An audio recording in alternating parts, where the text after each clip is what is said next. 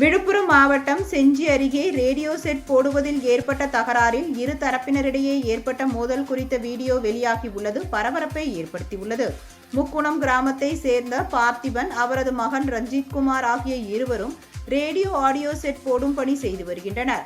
15ஆம் தேதி பொங்கல் தினத்தன்று ரேடியோ ஆடியோ சரிபார்க்கும் பணியில் ஈடுபட்ட போது அதே கிராமத்தை சேர்ந்த நாராயணசாமி மற்றும் அவரது குடும்பத்தினர் பொருட்களை அடித்து உடைத்து தாக்குதல் நடத்தியதாக பார்த்திபன் தரப்பினர் செஞ்சி காவல் நிலையத்தில் புகார் அளித்துள்ளனர். ஆனால் புகார் மீது செஞ்சி போலீசார் எவ்வித நடவடிக்கையும் எடுக்கவில்லை என்று கூறப்படுகிறது. இந்நிலையில் 16ஆம் தேதி மீண்டும் நாராயணசாமி வெளியூரிலிருந்து ஆட்களை அழைத்து வந்து தகராறு செய்தபோது இரு தரப்பினரும் ஒருவரை ஒருவர் தாக்கிக் கொண்டதாக தெரிகிறது.